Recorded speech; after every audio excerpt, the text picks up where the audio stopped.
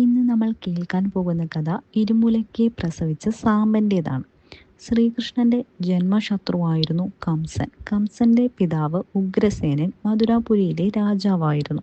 അദ്ദേഹത്തിന്റെ ഭരണകാലത്ത് ഒരിക്കൽ വിശ്വാമിത്രൻ, കഞ്ചൻ, നാരദൻ എന്നീ 3 മുനിമാർ ദ്വാരകയിലെത്തി. ശ്രീകൃഷ്ണന്റെ വംശക്കാരായ യാദവർ ആ മുനിമാരെ അവഹേളിക്കാൻ നിശ്ചയിച്ചു. കൃഷ്ണന്റെ മകനായ സാമ്പനെ അവർ ഒരു സ്ത്രീയുടെ വേഷം കെട്ടിച്ചു. വയറ്റത്ത് കുറേ തുണി വെച്ച് കെട്ടി ഒരു ഗർഭിണിയുടെ രൂപത്തിലാക്കി. സാമ്പനെ മുനിമാരുടെ മുന്നിൽ കൊണ്ടുവന്ന് നിർത്തിയിട്ട് അവൾ ഭദ്രുവിന്റെ ഭാര്യയാണെന്ന് പറഞ്ഞു. അവൾ പ്രസവിക്കുന്ന ശിശു ആണോ പെണ്ണോ എന്ന് പ്രവചിക്കാൻ യാദവന്മാർ ആവശ്യപ്പെട്ടു. യാദവന്മാരുടെ ദുർബുദ്ധി മനസ്സിലാക്കിയ മുനിമാർ ഇങ്ങനെ പ്രവചിച്ചു: ഇവൾ പ്രസവിക്കുന്ന ആണിനെയോ പെണ്ണിനെയോ ആയിരിക്കില്ല, എന്നാൽ ഒരു ഇരുമ്പുലക്കയായിരിക്കും. ആ ഇരുമ്പുലക്ക യാദവ വംശത്തെ തന്നെ നശിപ്പിക്കും. പ്രവചനം ഫലിച്ചു. പിറ്റേന്ന് സാമ്പൻ ഒരു ഇരുമ്പുലക്കയെ പ്രസവിച്ചു. യാദവന്മാർ സംഗതി ഉഗ്രസേന മഹാരാജാവിനെ അറിയിച്ചു.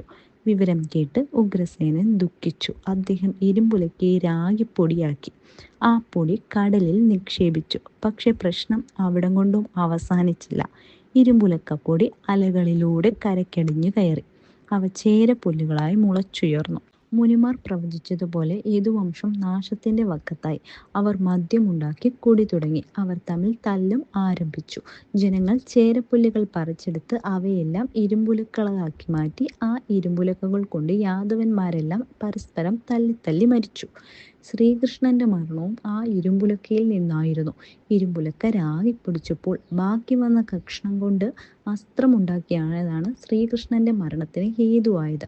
ശ്രീകൃഷ്ണ പാദം കണ്ട് പക്ഷിയാണെന്ന് തെറ്റിദ്ധരിച്ച ഒരു വേടൻ അമ്പെയ്യുകയായിരുന്നു.